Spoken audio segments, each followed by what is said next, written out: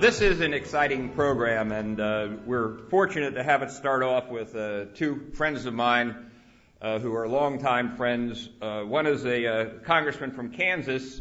A Democrat from Kansas was about as unique as it used to be a Republican from Florida, because there weren't any in the old days. And he just ran for the Senate in Kansas, didn't make it, but ran a heck of a race, Congressman Jim Slattery. And he is been a member of the Democratic member of Congress going way back to where he was a contemporary of Charlie Wilson's, who some of you may have heard about. The other member who's going to discuss it is Congressman Bill Zeliff from New Hampshire. If you look at your political map today, there are no Republican members of the House in New England. Zero. And there's only a couple in the Senate, two senators from Maine in that. So New England, which used to be the rock-ribbed Republican area, is now the rock-ribbed Democratic area, which shows you how things change over a period of time. Bill has worked on a lot of presidential campaigns and certainly can give you a good perspective. My late friends are coming in now as they come gingerly up here. I won't say anything about the directions they had, probably bad, but how about welcoming the two congressmen?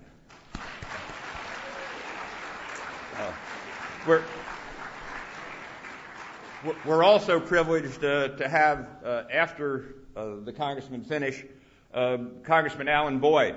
Alan is a Democrat from the Tallahassee area, and he is a blue dog Democrat. You ever heard that term, any of you? Raise your hand. Blue dog Democrats are basically members of the Democratic Party who are more fiscally conservative than other members. And there are about 30 to 50 of them, and Alan is the co-chairman of that. And we're very fortunate to have our new Congresswoman, Suzanne Cosmas, who is going to be here. She has jumped right in. We made one phone call.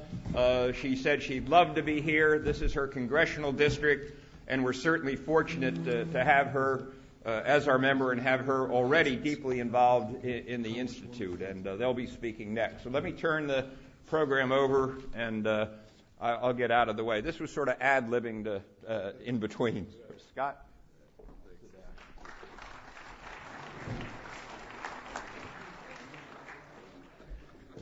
Good. Again, welcome, everyone. My name is Scott. I'm a political science professor here at UCF, and I've got the privilege to introduce these gentlemen further.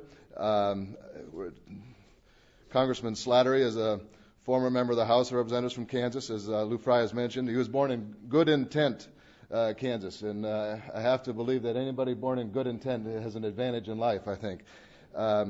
He attended public schools in Atchison County. He has a B.S. from Washburn University in Topeka, Kansas, and a J.D. from Washington University Law School. He's admitted to the Kansas bar.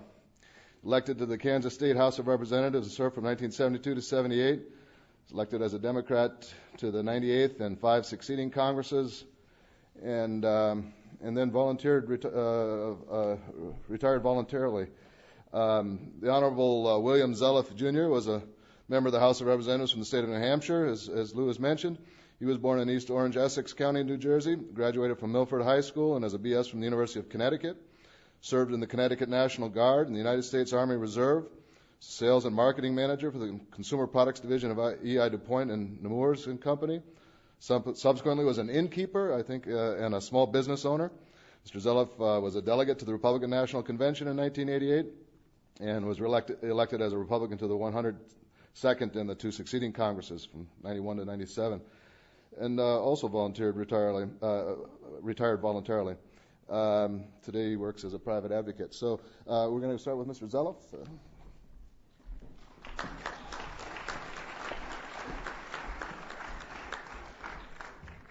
Thank you all very much. This morning we're going to talk about the policy initiatives of the first 100 days of the Obama administration. And Lou, it did not include traffic. I just want you to know. But we basically, as a Republican, I want to tell you that I think President Obama has done some really great things for our country. the plan, the blueprint that he's put together in terms of what he feels is his vision and what needs to be done is pretty tremendous. It's a big, thick book.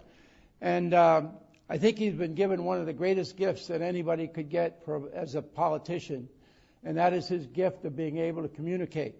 And take his ideas and be able to communicate them and get support, I think is tremendous, especially in the crisis situation that we're in. I think also the voters gave him a great vote of confidence as well. And he's got the White House, he's got the Senate, he's got the House of Representatives. He doesn't need the Republicans, our side of the aisle. He needs to keep the Democrats in full support of what he's done, and he'll have the votes to get almost anything done. Now, the hard part is to be able to pass good legislation and make good common sense and do some good things for the country, which he's very capable of doing. Change always sounds good, but the devil's in the details. Democracy is, in the past, has always moved slowly, and it's been done by design for our forefathers. Because if you move too quickly, you don't do your homework, you make mistakes. And we don't need to be making mistakes in a crisis situation. Rushing into projects isn't always the best way. Are the proper goals being set, and can they be measured?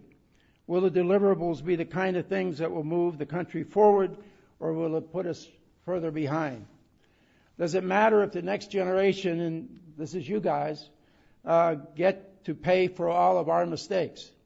And what happens if we end up giving the next generation a reduced quality of life and a lesser standard of living?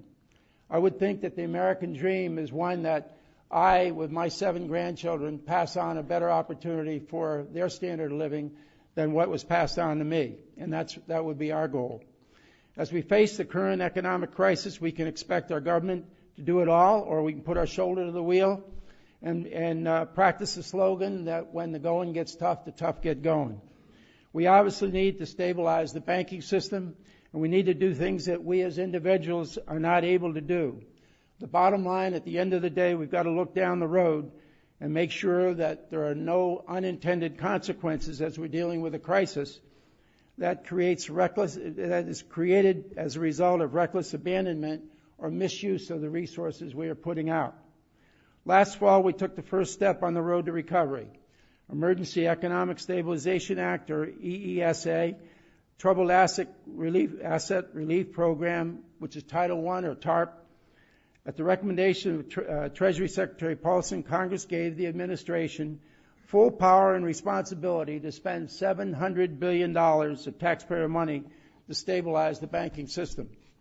We can spend all day discussing the pros and cons of how the money was spent. But at the end of the day, does it make good economic sense? And these are questions that I just throw out for discussion. To bail out AIG, General Motors, Chrysler, Fannie Mae, Freddie Mac, and then prop up all 9 of our nation's largest banks in a move that some would say partially nationalizes our banking system. The average person would cringe if they knew that Congress gave the administration authority to bail out foreign countries, cities, retirement funds, foreign banks, foreign governments, and others. And the list goes on and on. The bottom line is that this bailout is the largest bailout in history. $700 billion. And this compares to 1990, which isn't too far ago. The savings and loan bailout then was $120 billion. The American people are carefully watching, as you are, I'm sure. And frankly, they get it. They know what's going on, and they understand it. They have watched 2 Treasury secretaries look sometimes like goofballs.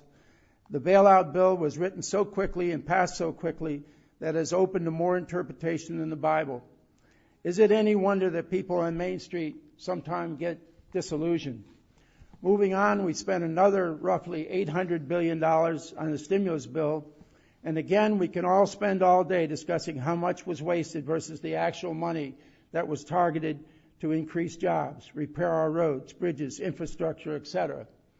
Money spent on SBA loans will create jobs, but money spent in supporting the arts, both in the stimulus package and again in the federal Omnibus Bill, may not make sense. Nor did the skateboard park in Rhode Island make any sense, in my judgment.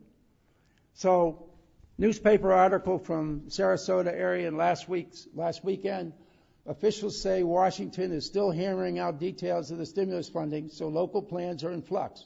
Time is of essence, however, as more families, not just in North Sarasota, but throughout the area, face economic uncertainty. This, in my judgment, has got to stop.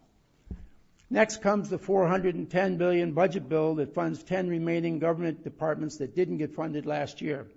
That's a $32 billion increase over last year, an 8.3% increase over fiscal 2008. Add the stimulus bill and the Omnibus Bill together, and you have a $300 billion increase, or an 80% increase in the fiscal year spending over 2008. Now that the Easter break is nearing completion, with a couple days left to go, we can look forward to additional spending opportunities. The funding on the war in Afghanistan and saving Pakistan, along with the work facing us with Mexico, which the President's going to be dealing with this week on the drug cartels, providing affordable, accessible health care to all, defining a clear path to energy independence and tackle climate change, invest in cleaner energy, provide energy efficiency mandates, provide protectionist policies, and institute, and this is a big one, a new cap and trade energy program, which some will say is a huge, big new energy tax. Essentially, we'll raise the cost of energy and increase unemployment. We will tax the lifeblood of the American economy, GDP losses of possibly $5 trillion, and job losses of 400 to 800,000 are projected by the National Manufacturers Association. Compare what we are now doing with our government, compare it to what we do in our kitchen as we map out our own resources and the monies that we have available to us. Is now the time where we sit around the table and talk about buying a new condo or a second home or a second car or a new computer or this or that? There's lots of different ways to spend money. And I believe very strongly that we need to make some very tough decisions. We need to put off things that can be put off. And probably the last thing we want to do with our own money is to spend more money by borrowing more.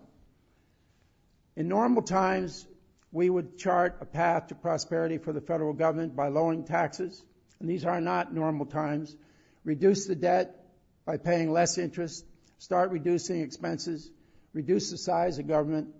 Prioritize spending based on needs, reform entitlements, Social Security and Medicare, basically start living within our means, and then with what's left, we'll call that disposable income, we can spend money on keeping the government running, our defense, and provide money for education. What will happen if we stay the course that we started in the first 100 days? We will grow the size of the federal government dramatically, at least around 300,000 people. Debt will become impossible to control. We will need to raise taxes dramatically.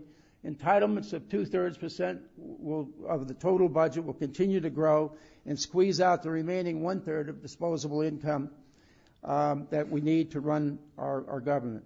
We will have major inflation. All this leads to a lower standard of living and the wrong path to prosperity. Now, the last thing that I'd like to do, in kind of quick summary here, the President did a great blueprint. Let's just call it a book of 9 chapters. And I'm going to read quickly those 9 chapters.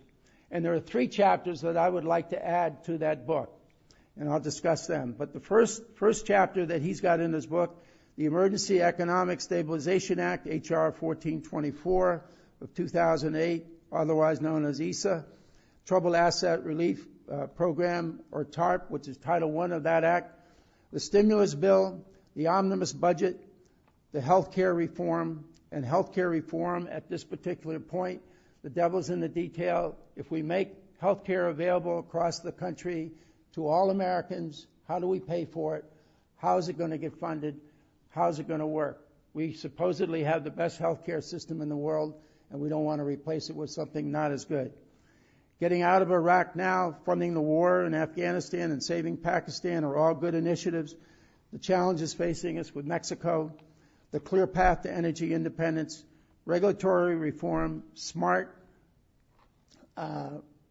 good, solid regulatory reform of the financial institutions, And then those are the 9 chapters of the president's book that I think are all things that he needs to do, and they're on the right track, and we're working through those. I think the 3 chapters that have been left behind are ones that we need to institute now. Save Medicare, save Social Security, bring entitlements in line with what we can afford. In other words, do more with less in order to pay for the things that need to be paid for. Make some sacrifices. I think Robert Emanuel, the President's Chief of Staff, said, always utilize a good crisis to accomplish your goals and objectives. Well, this good crisis for people like myself, I'm 73 years old, I'm still working. Do I need to get Social Security benefits at age 68? We could probably move those along to maybe 70 or 72. I'm willing to sacrifice. I think most people in this country are willing to sacrifice. The next major thing is, what about chance on Social Security, where people who do well over their lifetime, even though they put money in the system, don't take money out and save the system for people who really need it. It's kind of a crazy idea, but those are the kind of crazy things that we need to be willing to sacrifice in order to make the system work. The bottom line is, are we turning over to you all a better economy and a better America, a better, more prosperous America than the one we received? The question has better be yes. And in order to make that yes, we've got to add those 3 chapters to the first 9 that he started. Thank you very much, and I look forward to hearing your questions.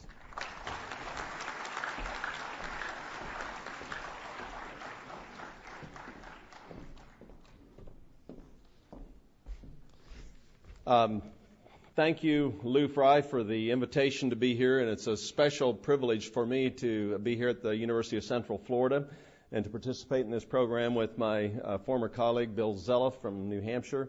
And I want to especially recognize a friend who I did not have an opportunity to serve with, but whose leadership I have been inspired by in a number of forms, and that's former Congressman Lou Frey. And Lou, I particularly am impressed with the leadership you've provided this institute, and it's a pleasure to be here with you today. Let's give Lou Frey a round of applause for the work that he does here at the institute. Scott, thank you very much for the introduction. I am from a community called Good Intent, Kansas, and Good Intent is 3 miles east of Eden, Kansas, and now you all know where I'm from. But that's up in the northeast corner of Kansas, and I grew up in a small community out there, in a farming community, actually. So from there, I had the honor of representing the 2nd District of Kansas in the United States Congress for 12 years. And I look back on that time in my life with great fondness and a sense of honor of having had the opportunity to represent 600,000 people in the United States Congress. But it's a pleasure to be here today and participate in this forum, and it's a real inspiration to see so many of you in attendance today. I often observe that in America, one of our great pastimes is to come together and complain about politics, right? And politicians, huh? And I'm reminded of this story that I told once about this guy that joined the monastery. His name was Brother Michael, and he joined this monastery, and he had to take the vows of poverty, chastity, obedience, and silence. He can only say 2 words every 3 years. So after he'd been in the monastery for 3 years, the abbot called him in and said, "Brother Michael, you've been here now for 3 years. You can say your first 2 words." And Brother Michael said, "Bed's hard." And the abbot said, "Fine, I'll see you in 3 years." So he called him in again 3 years later and said, "You've been here now 6 years. You can say another 2 words." And Brother Michael said, "Food's terrible." And the abbot said, "Get out of here. I'll see you in 3 years." So 3 years later, he called him in and he said, "Brother Michael, you've been here now for 9 years. You can say another 2 words." And Brother Michael said, "I quit." And the abbot said, "That doesn't surprise me. You've been complaining ever since you got here." So there's a lot of complaining that goes on in America about our political system, and a lot of it is well placed. But I remind audiences everywhere that politics in our free society is in the final analysis a substitute for violence. It is in that political cauldron that we call the United States Congress that we work out all the great differences that we have in our society. And it is not a pretty process. I have often observed that it's a little bit like having a family feud around the kitchen table broadcast nationally. And that's what you see when you watch C-SPAN, and what you see when you watch all the compromising being made as we work out these legitimate differences of opinion so that we can move this great country of ours forward. And in the last election, with the election of President Barack Obama, I think that we turned a historic leaf. Not only did we elect a historic president and a first African-American president, we elected a man who I believe sort of captured the spirit of the moment, as presidents in history occasionally do. I think President Reagan did it in 1980. I think President Carter did it in 1976. President Kennedy did it in 1960. And I think we're really looking back on one of these seminal moments in history where we have elected a president with remarkable personal political skills. And when we look back on these last 100 days, I think that we should look first at sort of the task that President Obama confronted. And clearly, our nation was facing the most challenging and threatening and dangerous economic situation that we have faced since the 1930s. And I say dangerous because the conditions that we face today are nothing like the conditions that we faced in the 1930s in terms of the way it is affecting people's lives. But the danger that we face today at the prospect of a collapse of the international financial system, for example, is enormously threatening and dangerous. And that's one big problem that the president confronted. The next big problem that he confronted is the fact that we are engaged in two wars and perilously close to getting involved in another in Pakistan that is also a huge challenge just if you were dealing with that issue alone. And then the next thing that he was dealing with is the fact that whether we like it or not, America's standing in the world was perhaps at its lowest point, certainly in my lifetime and perhaps in the history of our country. America was not liked around the world. We were held in contempt in many parts of the world. And then there was this sense also that I think was broadly held by the American people, that our government was just failing us. It wasn't getting the job done, as evidenced by the collapse of our financial institutions and the fact that huge, historic corporate giants in this country were collapsing. AIG, General Motors. Who in the world would have ever thought a few years ago that General Motors would be bankrupt? Fannie Mae, Freddie Mac, Lehman Brothers. These huge institutions that have been around for years were collapsing and had collapsed. Well, these were the kind of challenges that President Obama faced. And I think it is fair to say that I don't think any president, perhaps since Franklin Roosevelt, had such a dangerous agenda in front of him. And I think that President Obama should be given strong marks for responding decisively in each of these matters. With his election and with his inaugural address, he did something that I thought was historic and very important. He reached out to the world of Islam in his inaugural address. And he basically said to the world of Islam, if you want to meet us halfway, we'll extend a handshake to you, extend a hand of friendship. I thought that was a very, very important move on his part, because when you look out on the world and your generation is going to deal with the reality that there are 1.3 billion Muslims in the world today, and we have to, in the West, learn how to communicate with the world of Islam. We cannot economically confront the Chinese and be at a war with the world of Islam off in Afghanistan, Pakistan, Iraq, or Iran. You can't do both at the same time. So we have to learn to communicate with the world of Islam. I think President Obama made a historic outreach to Islam, and I think it's very significant. The fact that when he spoke before the Turkish parliament a few weeks ago, and he could stand up and say to the world of Islam again that Americans have been enriched by their contact with Muslims. I know because I'm one of them. And he was referring to the fact that he was an American that has been enriched by this contact with the world of Islam. That is historically very, very important. So I think that is a very important step in the right direction in terms of improving our nation's standing in the world of Islam, at least. The recent trip to Europe I believe, was also very significant, because even though there weren't a lot of tangible responses in terms of commitments to increase troops in Afghanistan or a lot of money to support that effort, he made a great stride toward improving our standing in Europe.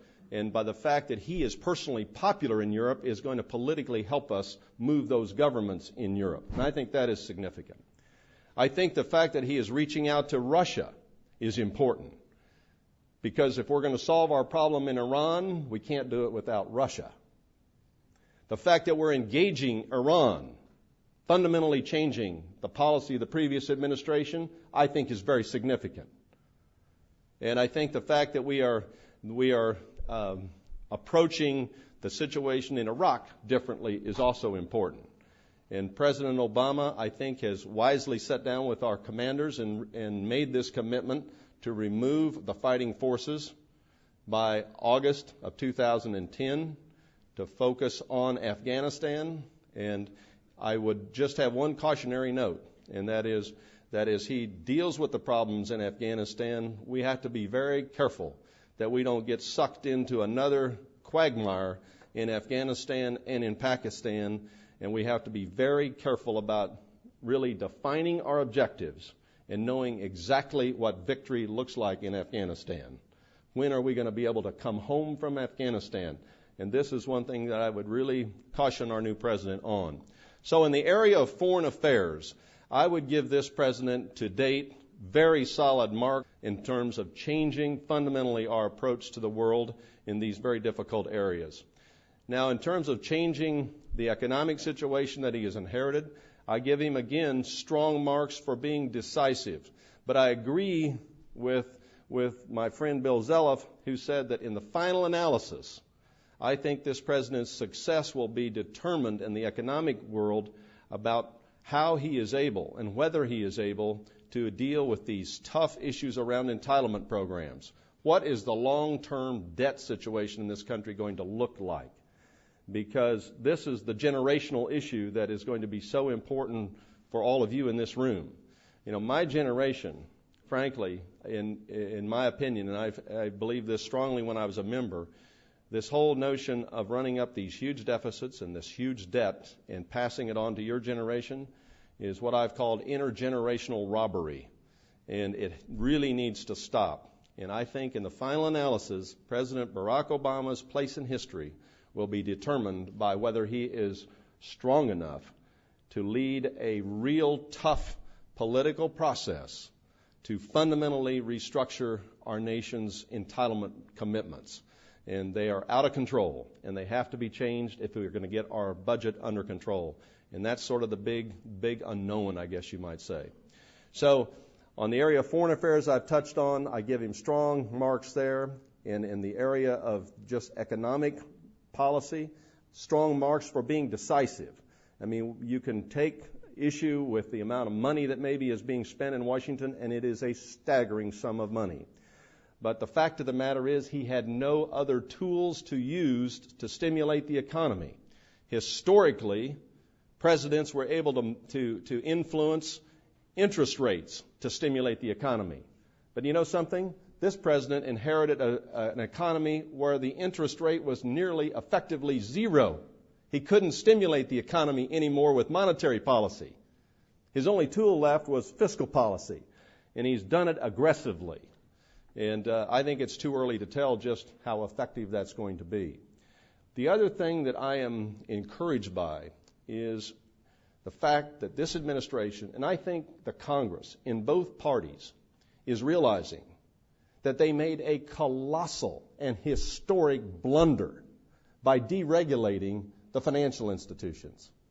The passage of things like the Commodity Futures Modernization Act. Who in the world's ever heard of that law? 2000. Deregulated the financial institutions, prohibited the SEC, the CFTC, and the state regulatory commissions from regulating things like credit default swaps. Who's ever heard of credit default swaps? But they were an instrument, a financial instrument used to really fuel this outrageous speculation that has taken our economy to the brinks of disaster. Why? Because our political leaders in Washington deregulated all of these financial institutions. And I think that this administration and the new Congress is willing to revisit some of those fundamental choices and say, yes, we do need some sensible regulation of our financial institutions, and we do need to have a cop on the block, so to speak.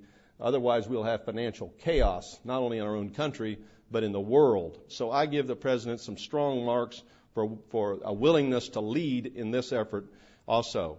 I think we are seeing fundamental change in attitudes toward the environment.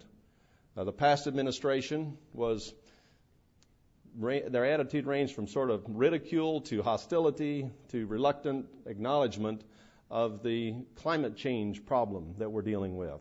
And as Bill has suggested, the devil will be in the details in terms of how we ultimately address this global climate change challenge. It's going to take global cooperation. America cannot do it by ourselves. We're going to have to engage the Chinese, the Europeans, and people all over the world. And that's why our standing in the world, which the President, I think, has effectively addressed, is so important. And I think that the administration is going to lead forcefully in trying to enact sensible climate change legislation. Again, high marks there. The administration, I think, is also committed to doing very aggressive things to deal with our dependence on foreign oil, which is hugely important and has been neglected since the days of Richard Nixon. And I think he's willing to step up and say we're going to have to dramatically increase the fuel efficiency in our automobile fleet. I think it's long overdue, and I hope that he's able to get that done. But he is committed to doing these kind of things, and this is a fundamentally different direction than the previous administration. So let's hope he's successful on these fronts. Why don't I wrap up here and move into the question and answer session, because I find that in these forums, that's the best and most informative part for all of you. So thank you again for the invitation to come here today and share a few ideas on the President's administration. Thank you.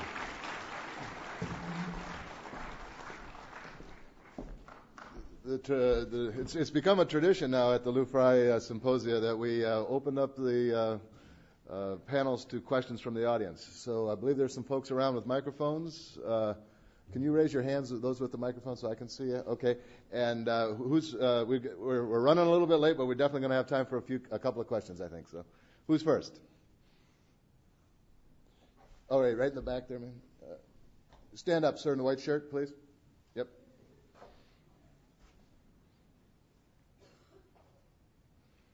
Morning.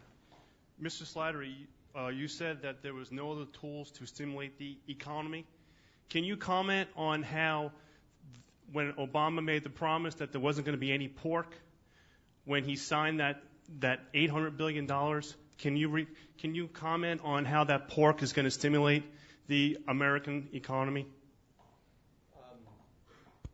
Should be on. Is this on? Can you hear?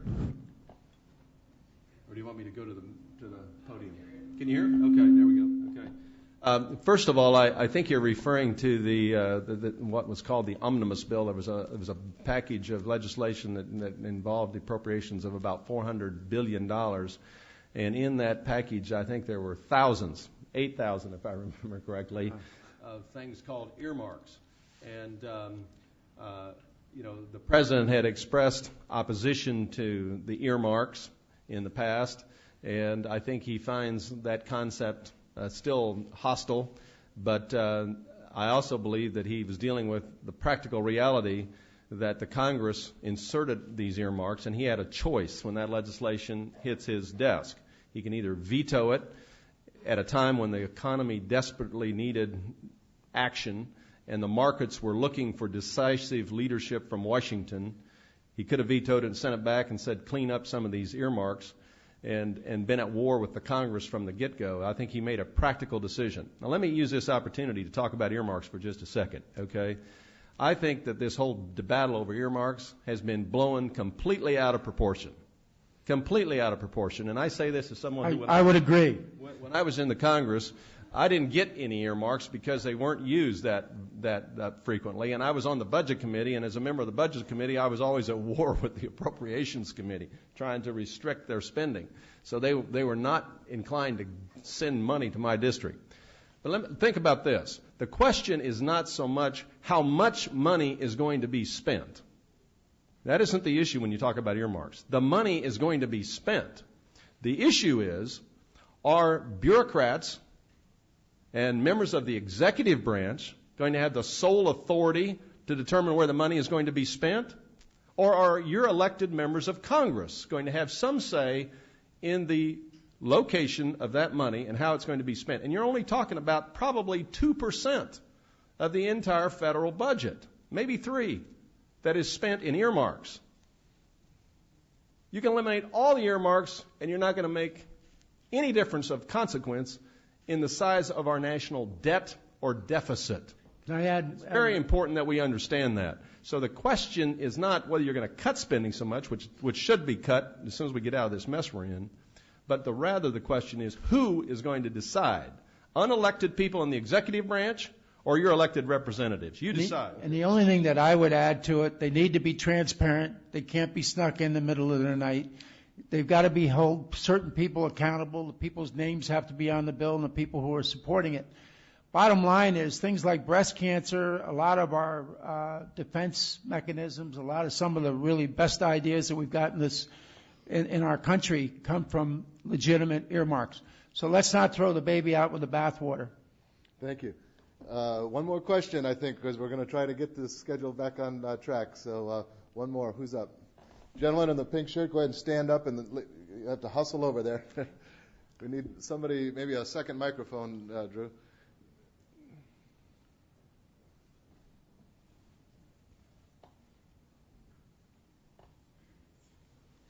By the way, while we're getting to the question here, I just want to also recognize Congressman Boyd and Congresswoman Cosmos, and it's a pleasure to be in your districts here, and we appreciate your service in the United States Congress. We sure do. Yeah. So, I had a question for Mr. Slattery, and you discussed President Obama's foreign policy. So I was wondering how you think he handled the North Korean missile crisis issue.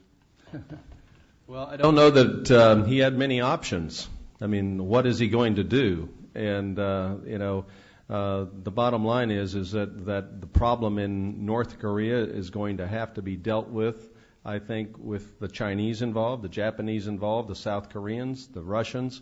It's going to take international pressure on North Korea. But I also believe in engagement.